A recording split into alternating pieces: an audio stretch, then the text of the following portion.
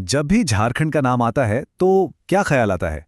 ज्यादातर लोगों के दिमाग में खनिज, माइंस और इंडस्ट्रीज की तस्वीर बनती है। लेकिन इस राज्य की असली पहचान, इसकी आत्मा, वो तो यहाँ के घने जंगलों में बसती है। तो चलिए आज झारखंड की इसी हरी भरी दुनिया की कहानी को जरा और करीब से समझते हैं। तो एक सीधा सा सवाल, झारखंड का असली धन क्या है? और इसका जवाब शायद जमीन के नीचे नहीं बल्कि जमीन के ऊपर है। ये वो खजाना है जो सांस लेता है, जो बढ़ता है और जो पूरे राज्य को जिंदगी देता है। 23,721 वर्ग किलोमीटर। ये सिर्फ एक नंबर नहीं है। जरा सोचिए, ये कितना बड़ा एरिया है। यही है झारखंड का कुल वन क्षेत्र। एक विशाल हरा भरा साम्राज्य जो पूरे राज्य के नक्शे पर फैला हुआ है। तो चलिए अब जरा इस हरे कैनवस के स्केल को समझते हैं। हमारा पहला पड़ाव यही है कि आखिर ये विशाल वन क्षेत्र राज्य के लिए असल में मायने क्या रखता है।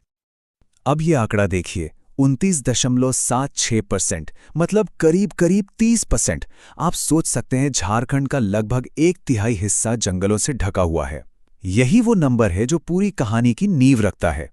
इससे पता चलता है कि जंगल यहाँ सिर्फ जमीन का एक टुकड़ा नहीं बल्कि राज्य के वजूद का एक अहम हिस्सा है। लेकिन यहाँ एक बहुत दिलचस्प बात है। ये जो हरियाली है ना, वो पूरे राज्य में एक जैसी नहीं फैली है। एक तरफ है लातेहार जिला, जिसका आधे से भी ज्यादा यानी 56% हिस्सा जंगल है, और वहीं दूसरी तरफ है जामताड़ा, जहां सिर्फ 5% वन क्षेत्र है। ये फर्क हमें बताता है कि राज्य की इकोलॉजी कितनी विविध है। तो ठीक है, जंगल बहुत बड़ा है, पर इन जंगलों के अंदर है क्या? चलिए अब थोड़ा और अंदर चलते हैं, इन वनों की बनावट को देखते हैं और जानते हैं कि यहाँ का असली राजा कौन है। अच्छा, सरकारी तौर पर देखें तो इन जंगलों को 3 कैटेगरी में बांटा गया है। सबसे पहले आते हैं आरक्षित वन या रिजर्व फॉरेस्ट, जहां नियम सबसे ज्यादा सख्त होते हैं। फिर आते हैं संरक्षित वन या प्रोटेक्टेड फॉरेस्ट। ये सबसे बड़ा हिस्सा है जहां कुछ शर्तों के साथ आने जाने की इजाजत होती है। और आखिर में है अवर्गीकृत वन या अनक्लासिफाइड, जिन पर कोई खास पाबंदी नहीं होती। और इन सभी जंगलों पर जिसका राज चलता है वो है साल का पेड़, जिसे सखुआ भी कहते हैं। ये सिर्फ झारखंड का राजकीय वृक्ष ही नहीं है, बल्कि इसे पर्णपाती वनों का राजा भी माना जाता है। इसकी मौजूदगी ही जंगल को एक अलग पहचान देती है। 700 पहाड़ियों की भूमि, सुनने में किसी कहानी जैसा लगता है ना? ये शानदार नाम है पश्चिमी सिंहभूम के सारंडा वन का। और ये कोई ऐसा वैसा जंगल नहीं, ये एशिया का सबसे बड़ा और सबसे घना साल का जंगल है। सोच कर देखिए, 700 पहाड़ियों तक फैला सिर्फ और सिर्फ साल का साम्राज्य।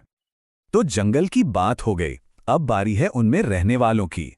चलिए अब मिलते हैं झारखंड के सबसे सुरक्षित इलाकों में रहने वाले शानदार वन्यजीवों से। इससे पहले कि हम आगे बढ़ें, एक सवाल है जो शायद आपको चौंका दे। क्या आप जानते हैं कि दुनिया में बाघों की पहली गिनती कहाँ हुई थी? सोचिए, इसका जवाब सीधे सीधे झारखंड से जुड़ा है।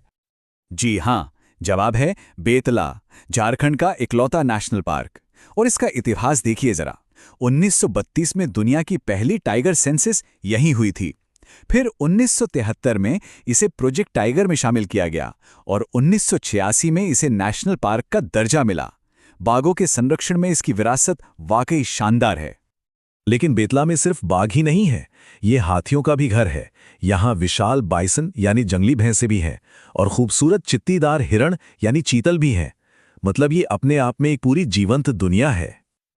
अब बेतला से चलते हैं पूर्वी सिंहभूम के दलमा वाइल्ड लाइफ सेंचुरी की ओर। इस जगह को हाथियों का स्वर्ग माना जाता है। और इतना ही नहीं, 1992 में देश का मशहूर प्रोजेक्ट एलिफेंट भी यहीं से शुरू किया गया था। और ये तो और भी खास है, लातेहार का महुआडांड अभयारण्य। ये भारत में भेड़ियों के संरक्षण को समर्पित इकलौती जगह है। ये बात दिखाती है कि झारखंड के संरक्षण के प्रयास कितने अनोखे और कितने विविध हैं। पर संरक्षण की ये कहानी सिर्फ बड़े जानवरों तक ही नहीं रुकती। अब देखते हैं कि बाघों और हाथियों के अलावा दूसरे जीवों के लिए भी यहाँ कितनी खास कोशिशें की जा रही हैं। ये स्लाइड बहुत अच्छे से दिखाती है कि सुरक्षा का ये नेटवर्क पूरे राज्य में कैसे फैला हुआ है। पलामू से हजारीबाग और कोडरमा से चतरा तक राज्य में 11 प्रमुख अभयारण्य हैं जो दिन रात वन्य जीवों को सुरक्षित रखने का काम कर रहे हैं। और ये कोशिशें और भी ज्यादा स्पेसिफिक हो जाती हैं। जैसे साहिबगंज की उधवा झील है, जहां हजारों मील दूर साइबेरिया से प्रवासी पक्षी आते हैं। रांची में मगरमच्छों के लिए एक खास ब्रीडिंग सेंटर है और खूंटी में सांभर और चीतल के लिए बिरसा मृड विहार है। मतलब हर जीव का ध्यान रखा जा रहा है। चलिए अब आखिर में इस पूरी प्राकृतिक दौलत को लोगों के जीवन से जोड़कर देखते हैं, क्योंकि ये जंगल सिर्फ जानवरों का ही घर नहीं है, ये इंसानों के लिए भी जीवन का एक बहुत बड़ा आधार है। तो सबसे जरूरी बात यह है कि ये जंगल सीधे सीधे राज्य की अर्थव्यवस्था को ताकत देते हैं। क्या आप जानते हैं कि झारखंड लाह के उत्पादन में पूरे देश में नंबर 1 पर है, और यही नहीं, टसर रेशम के उत्पादन में भी ये देश में सबसे आगे है। जंगल और जीवन यहाँ एक दूसरे से बहुत गहराई से जुड़े हुए हैं। तो इस पूरी चर्चा को हम एक बहुत ही अहम सवाल पर छोड़ते हैं। झारखंड का वन क्षेत्र अभी 29.76% है, जबकि राष्ट्रीय लक्ष्य 33% का है। ये फासला बहुत ज्यादा तो नहीं है, पर सवाल यह है कि राज्य इस लक्ष्य को कैसे हासिल करेगा और अपनी इस अनमोल हरी विरासत को आने वाली पीढ़ियों के लिए कैसे सुरक्षित रखेगा।